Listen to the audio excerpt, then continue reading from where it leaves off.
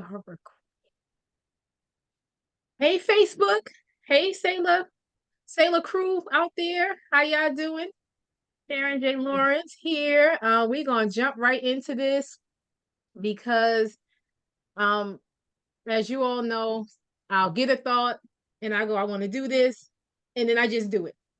And I start reaching out to the people that I know and I admire and I love and I appreciate and who I work well with together. So without further ado, let me talk about Latasha Matthews. She is my co-facilitator slash co-trainer for Preparing Rich. So you've seen our pictures together. You probably have heard us train together.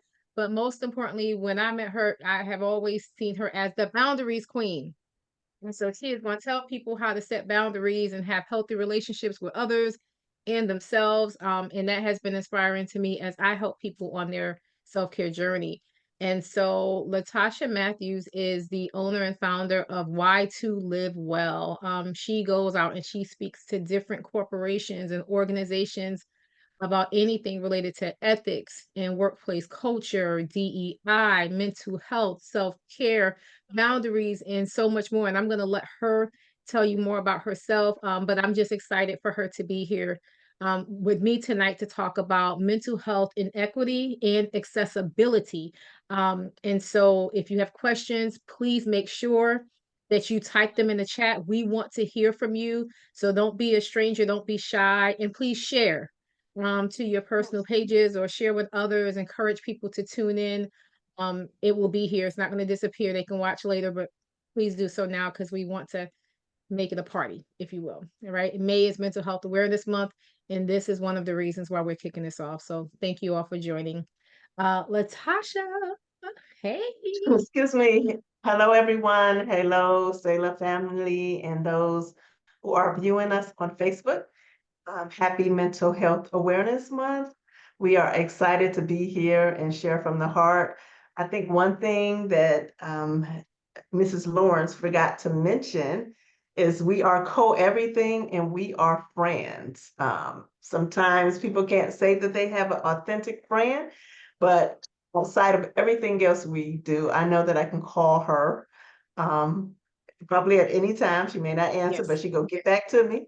And she's going to pray for me. So to top Mental Health Awareness Month off, make sure you have some authentic people in your life that can support you. Uh, Thank I'm not you. going to say too much more about me. She shared a little bit. I'm a mental health therapist in Georgia, Nevada, and telehealth in Florida. And I believe in therapy. I have one and I am one. So that's all I'm going to say so we can jump into this very important topic. Yes. All right. So can you kind of give us kind of an idea of what does that mean? Mental health inequity and accessibility. Um, I know you chose that topic for a reason, and I know you're passionate about helping. So can you kind of share with those who are watching what that means? Yes. So the short answer to inequities is anything that keeps any individual from getting the help they need in any area that they need it. And why this area is so important to me now, one, because I'm aging, so my own mental health is important, because mental health ties into physical health as well. And then two, because there are systems that are in place that are called to help, but just based on the pure nature of the system, there are inequities in place that keep that system from really being helpful to clinicians and our clients. So that is a little bit about inequities. Thank you for saying that and for even highlighting, like you said, and for clinicians, because we're not just talking about us as the helpers, but for those of us who also need support. Like Tasha said, we are one, but we have one. So we have therapists, we have people that we can call upon for support. And so we get it. All right. So I have a few questions. Well, five, several, five. What is the term for when it's five? We know when it's three, when it's two, but what's the term? We got some. Some. There you go. Some. I have some questions. What are some key factors contributing to mental health inequities, I guess, among different populations? And how do they manifest in terms of like the access to care and treatment? Yes, definitely. I would say some of the key factors that I have noted in practice would be our beautiful healthcare services such as insurance. Insurance is one that could be a blessing to some and very restrictive to others, just based on the level plans. So, for example, if I have a client that needs intense therapy and they're only approved for a certain amount, then I am left to decide how deep can I go with the client based on, excuse me, that client's inability to really stay with me for a long period of time. So what that does is it doesn't allow us to get to the root of the problem. So we're Mhm. on this top level talking about things that don't really matter if we're talking about healing. And so it leaves this curiosity about why give a little if it's not going to be helpful. Mm, So yeah. that is, excuse me, one key factor. Another factor that I have been curious about is the discrimination or um, the levels of inequity regarding particular diagnosis. So we know that based on your diagnosis, it's either a lot of funding and a lot of um, proactive resources, or it's not. So, for example, if you um, perhaps you are an adult or even you're a teenager and you have, an autism diagnosis, which is really, it doesn't fall under mental health, but clearly there's lots of things that show up if a client has autism. Hmm. But there's tons of resources, perhaps not enough, but there are a lot more resources for that than, but so Yeah. Yeah.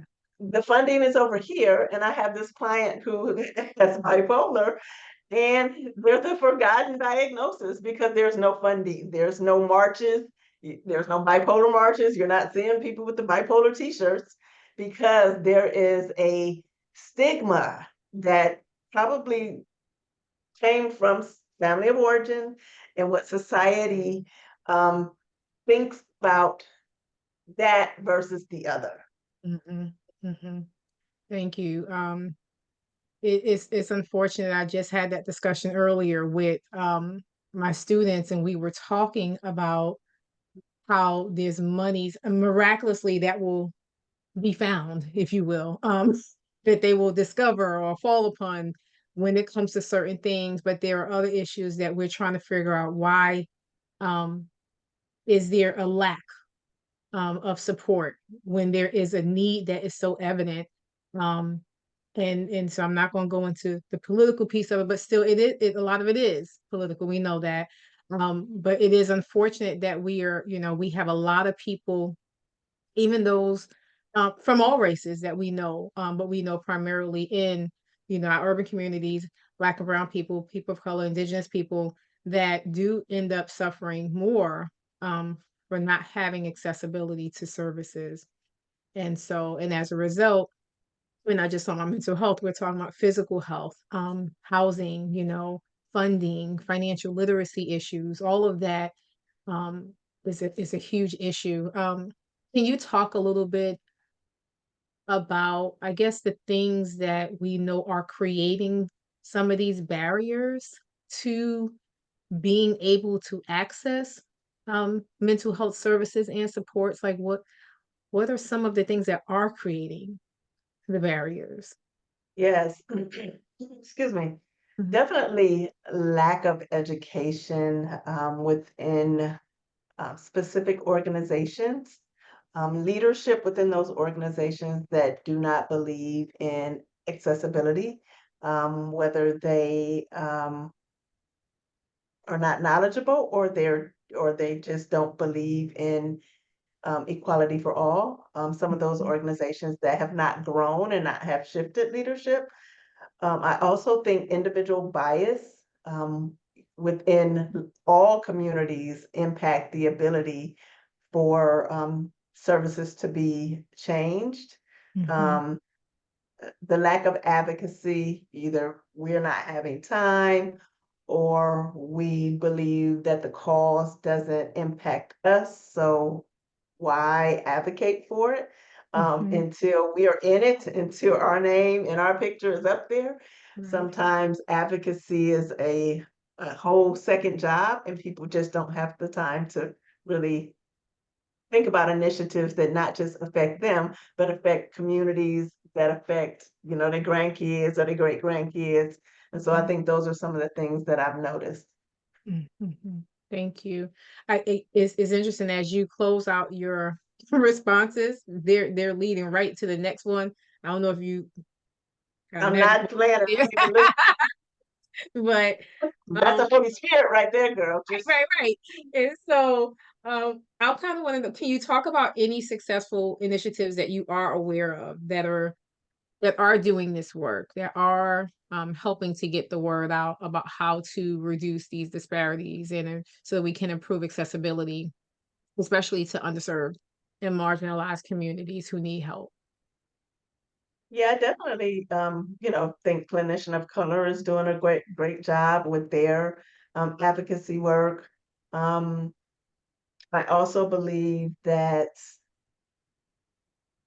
uh, individual clinicians are also taking time out of their schedules to either call their insurance commissioners or setting up initiatives within their practices that allow for some variance in fees for particular clients. I know the Loveland Foundation is Mhm. doing some things as well. I definitely think that some of our entertainers are speaking more about mental health.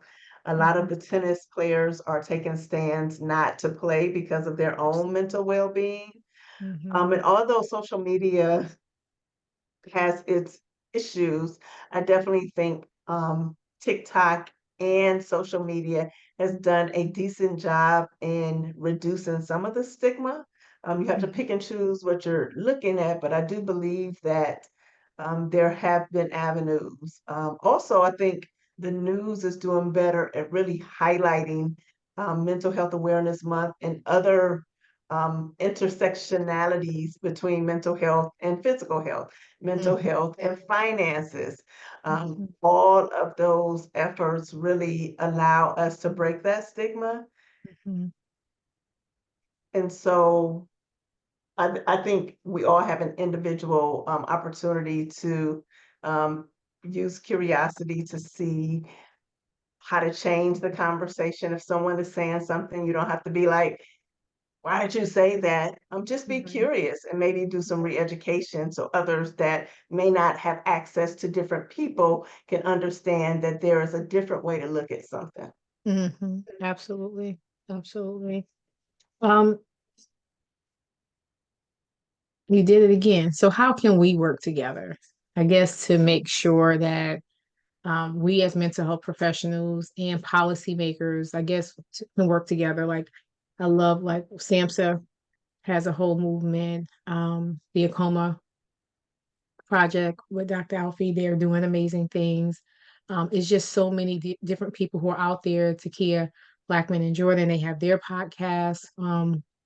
Black people die by suicide too. And so there's so many people who are out there who are actually partnering with politicians and policymakers to do that. I wonder, are there other ways that you think that we can help, I guess, with this movement to be able to kind of address these inequities? Yeah, definitely. I want to thank you because this is the first way to do it. We can use our platforms. We can gather individuals together that have an expertise or an area of interest and really speak on it because Mhm. these lives they will remain. So someone may be scrolling at 2 o'clock in the morning and see this live and may be like, oh wow, yes, that's what I'm experiencing. I think for me, one of the reasons I created Why2LiveWell is I remember when I worked in HR and it was a very toxic environment. And at that time, I did not have the language to really speak on, what employees were dealing with, but I know they weren't getting what they needed. They were Mm, getting reprimanded and getting on performance things, and some were getting fired. And so I do believe that for me, it's just as important to go back and educate a whole system so right. that if a leader is there and they are shaky on equity, maybe Mm, they'll hear something that I speak about and say, you know what, I never thought about that. I never thought about, having, good chairs, or changing the website colors, or making sure that I have on the captions for employees, or making sure that there are lighter colors in these particular rooms, and not thinking about the noises that some autistic adults may experience and why they can't work. And so just having those conversations, I think, will move the needle, mhm. and someone else will come behind us and continue to move the needle. Absolutely, absolutely. I believe that, and I co-sign that wholeheartedly. Um, I guess my last question, not unless you will have more, we'll keep chatting. I wanted to make sure we kind of get in and get out, but make sure it's meaningful, and it is thus far. Um, can you talk a little bit about stigma?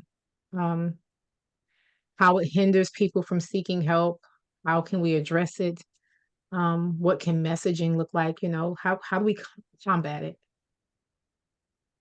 Yes, stigma on some level, it's, one conversation at a time. I Mm, definitely think that as I have began to do more well-being work, I have had to re-educate myself.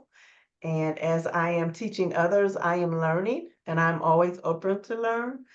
Definitely some of the easier ways to reduce stigma is mhm. learning about language, Yeah. learning about things that make people feel seen, heard, and respected. Mm, Sometimes it's Google, sometimes it's a course, sometimes it's a book. But true. just spending time Yeah. um, being curious about why someone would be offended, Mm, and then having those meaningful conversations again, and listening to what someone says, but also, seeing, what they feel in their heart about a statement that was made. mhm. And then asking questions is the best way to break stigma as well. Yeah, yeah. Yeah, I do. I agree with you. I think that the more we keep talking and being curious about the best ways and being open um, and inclusive, like about how to have good conversations, about how do we support individuals? How do we help them see themselves that nothing's wrong with them? Um, I think that all of that is important. And then when it comes to access to care, making sure people know what is available. So I agree with you 100%. Even if it's just one number, if y'all know one number, share that number, share it 100 times over. So, you Right. know, say, I don't know where another location is, but I know where this one is at. I mean, they're, so we hear people say that all the time. You say, do you know where another, no, I know of this one, but that's all. Where's that one? Okay, I'll go to that one, so people will take advantage of what is available if they know it exists. And so, any any last words or tips or just encouragement that you want to share or resources that you would like to share with anyone that's listening? If I am thinking about a last tip, I think the tip that I would leave is, instead of looking at what's different in someone else, seek to see what is similar. that you can build on. I think that there's so much beauty in connecting with those that come from a different origin, a different thought process, and even just a different race. Just there's beauty in the difference. And so I would say lean into that.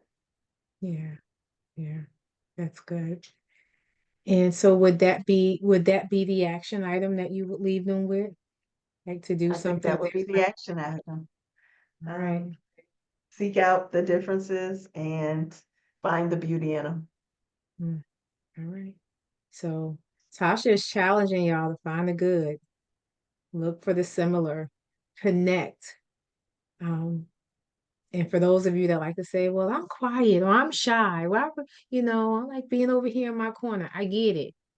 Do it afraid. Step outside of your comfort zone, connect with someone.